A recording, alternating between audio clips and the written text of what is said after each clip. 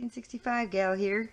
This morning I'm in the kitchen. I'm cooking up I'm showing you how to cook up some wild, fresh, natural, whole, young chicken. This is by Purdue. You want to get like Purdue, but not Tyson. Tyson's the bad name you want to avoid. Purdue is all vegetarian, no animal byproducts, raised cage-free, USDA processed, verified, no hormones or steroids added. You want to get something like that, and plus hatched, raised, and harvested in the United States.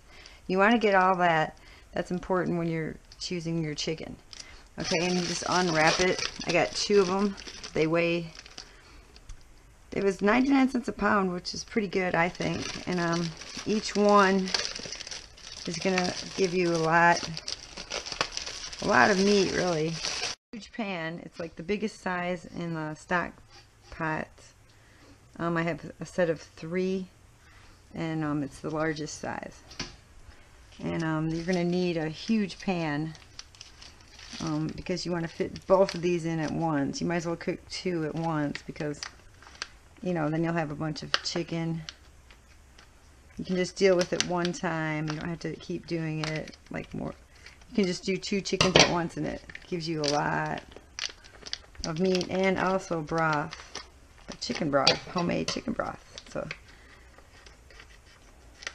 you want to use your kitchen shears, but you want to make sure that you don't use those on anything else after this. You have to wash them well in the, these are the like giblets or whatever you want to call them, like neck and kidneys and all that crap. I just take that out. I don't deal with that. Then you just unwrap your little chickens. These are frozen, but I just defrosted them in the refrigerator overnight. So they might still be a little bit cold. Make sure you don't put this in there, this thing in the water. Let the liquid drain out the bottom. Then just take it, stick it right. Ew, gross. This is kind of gross, but it's not gross after you get done with, you have chicken. Alright, you just throw it in the pan. You do that with the other one. Just cut it out of the bag with your kitchen shears. And see, you don't want to cross-contaminate anything, so when these shears are done, when I get done using them on this chicken, raw chicken, I put them in the dishwasher. First I wash them really good with the blade part and everything with some like antibacterial soap. Then I put them in the dishwasher and wash them really good. Like once again, you'll have these, and you can take that fat out of there. I didn't see that in the other one, but it probably was there. And make sure you take this little pad thing off there. And you just pull it out of its bag. I remember one time I cooked chicken like this, and I put this thing in there because it was frozen to the thing, and it was in my younger years when I didn't have much experience doing this. But this is like really good, really easy to do. The cleaning, it's the hardest part when you get done. But still, man, you're gonna love it because you'll have all this fresh chicken. It's hardly any work, you know. As far as cooking it, you just cook it for hours. Some people prefer to put all kinds of vegetables and stuff like that in with the chicken. I don't do that. I just put the chicken in. I want it to be kind of like just chicken broth, you know, and a little bit of salt and pepper, maybe some like garlic salt, but no vegetables, onions, all that. I've tried that before, and I just prefer to do it just straight, clean chicken broth. All right, The next thing I do is I add some reverse osmosis water. You can get bottled water. You can use like whatever water that you like. This is 3 quarts. What we do is we have a reverse osmosis set up, like a faucet kind of thing, and we use up our water bottles like this, and then we keep refilling them. And because our water is the bomb. I love our reverse osmosis water. It's like the best water ever. So that was 3 quarts. I'm going to put another probably 3 quarts in. Adding another 3 quarts to this to see how full it gets. By the way, the chicken package was probably about, of course, 10 pounds of chicken, right? Because it was 99 cents a pound. It was like 10 something. So it was like approximately 10 pounds of chicken. And I took out about a pound probably each. So there's probably like 4 and 4, like 8 pounds of chicken right now, including the bones. So it's probably like 8 pounds of chicken. You'll end up yielding quite a bit from it because, you know, like the bones don't really weigh that much and everything. So it's a really good thing to do. Plus you'll get the chicken broth. Homemade chicken broth is the best thing ever to eat or drink, I mean, to use in recipes and everything like that. So I'm going to add a little bit more water and I'll be right back. Add a little bit of food coloring, yellow food coloring, to my chicken water, because I don't know if everybody does this, but I doubt if anybody does it really. I do it because probably like 15, 20 drops of it, because I like to, sometimes I'll can the broth, and then I'll look in my, I'll just have to look at it to see if it's chicken broth by the color. My beef broth I kind of do red, and then so it's kind of like, it helps me to just look at, and plus it gives it a nice yellow color, which is really pretty to you know, makes it look more chickeny. Probably another quart of water, because I want it to be above the chicken, because a lot of it will boil away. So probably about that much, so probably like around 2 more quarts, so 8 quarts of water, about 25, maybe 30 drops of yellow food coloring, and I'm going to put some coarse salt in there. This is a teaspoon size. I'm probably going to put a couple teaspoons, maybe a tablespoon of salt. I like to just put it in there when it's cooking. And I think that's all I'm going to put in there. I want it to be pretty natural. And then what you do is you put it on high, uncovered, and you just like let it cook. Just let it boil. And I'll come back and show you what you do after you get a good boil. There'll be some scum on the top of the scum. They call it scum. You're going to want to drain that stuff off, but set the timer for like an hour.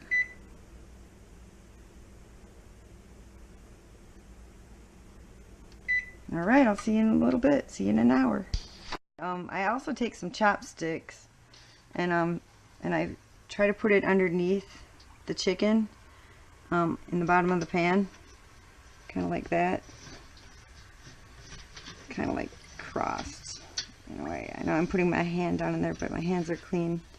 I do that so that the chicken doesn't burn on the bottom of the pan. You don't want it sticking to the bottom of the pan when it gets really hot. You don't want it taking that skin and like burning it on the bottom. So I just take it and put it on the, kind of like on the bottom of the pan, so that the chicken doesn't sit flat on the pan. But I know I said don't put the lid on it, but I decided to put the lid on it for a little bit until it starts, so it heats up a little bit faster. So I'm checking back in. It's about 5 more minutes till an hour, and here's what it's looking like right now. It's not really boiling that much yet. I'm going to give it another half an hour and come back and let you and show you what I do after it comes to a nice boil. Alright, I'll see you in half an hour. Don't forget to set your timer. What it should look like after an hour and a half. And I told you about the scum that was going to form, and this is the scum right here. Take a slotted spoon, scoop it up the top.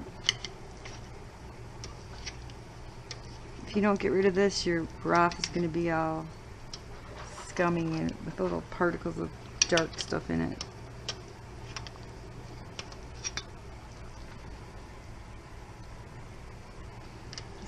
Just take it out like that. Alright, let it set your timer for another hour.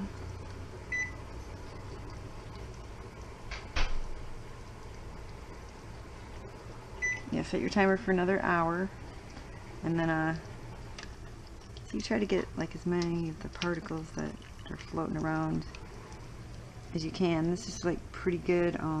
Didn't have that much scum because it was pretty good chicken, but it should be looking like that.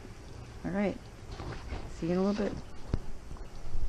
Hey, my timer just went off and it's been another hour, and it's looking really good, and the house is smelling really good.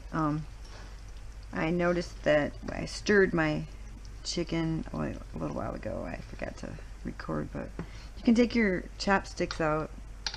Those are just to protect them from burning in the beginning, but I noticed one of my little chickens here got burned on the bottom anyway. So what I usually use is those skewers, the really long skewers, and put them across the bottom like in a X. That way it holds up the chicken from in the beginning from burning onto the bottom. But it's no big deal if a little bit of burn. I think it's this one here. I'll show you. It's already starting to fall apart, which is great. You want it to you want to stir it and stuff, and like until it like kind of falls apart in a way, because you're going to be straining it and then taking the meat off the bone after it cools and stuff. So you want to make sure it's all the way cooked through. And I'm going to keep it uncovered at high temperature, going at high speed for another hour. So I'm going to set the timer for another hour. Okay, I just shut it off. I'm just going to let it sit on the burner and cool down. That's what it's looking like. Everything came off the bone, it looks like. I have to get out all the meat and the skin and the bone separated. That's pretty much how easy it is.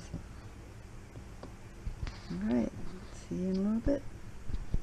After letting it cool for a while, what I do is I take the slotted spoon and I like skim off the skin and all that that's settled to the top, floated to the top.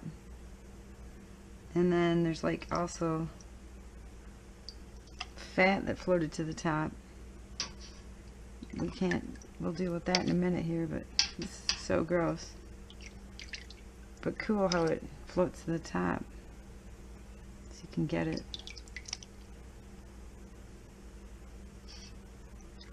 It's if you stir your chicken a lot during the cooking process, you can usually get a bunch of stuff to break loose from it. And it's so gross looking, but yet it's so cool how you can just skim it off. Make it a little easier for you when you go to clean the meat from the bones. It was overnight. I put it in the refrigerator and like just let it settle down because I was too tired to deal with it. So what I'm doing now is I put a different pan under. I'm going to scoop out this with a colander into a new pan. And just because I can't pick up this pan because I have a sore back and hip and everything, but my neck and all that, but this is just, well, I mean, it doesn't take as long to just pick up the whole thing and dump it in, but I just can't do it like that, so I'm doing it like this. So you'll see like all of the skin and bones and meat will be in the colander when we get done with this.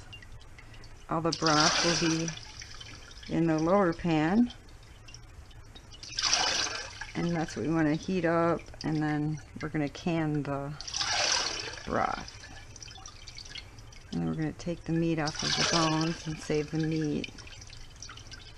So you'll notice that like everything's kind of softened up after you let it sit overnight, like in the refrigerator or whatever. Kind of like the bones, or even, see that? So what you want to do is just get it from one pan to another, straining the bones, of course, and I'm going to try to pick it up now here. It might be light enough. Yeah, it's pretty good. Dump this into the other pan. Kind of heavy, actually. I'm not going to do that. I'm going to continue scooping the meat and all that, and the bones. It's going to be rough to separate because it's so much meat and bones and skin and all that, but it'll be worth it. Just like scoop it out. See all that meat? That's a lot of meat. You get about probably probably like 5 or 6 pounds of meat, probably, when you're all done. Bunch of broth, probably like 6 or 7 quarts of broth. And that's a quart's a pretty good size amount of broth too. And if you can it, like I'm going to show you how. If you can it, you can just save it room temperature for years, actually. It'll be it'll last, and you don't have to worry about having refrigerator space for it or freezer space for it. That's why I can it, so that it's just room temperature, and I can put it anywhere, like in a closet, my canning closet. I'll eventually do a tour of my canning closet for y'all so you can see how much I've canned. Alright, almost all of it is in there now. Take my little and scoop the rest out into my colander. That's it, man. That's it. Of course, it reduced a little bit, like the amount of water reduced, and it became broth. So we're loving it now. Now I'm going to kind of let that drain a little bit. You can see how much broth, how much chicken we have. I mean, besides the bones, we have to clean all the bones off of it, and the grizzle and the like skin. But like, that's fairly easy when it's cooled down. I'm going to just take this and put it, let it drain off a little bit.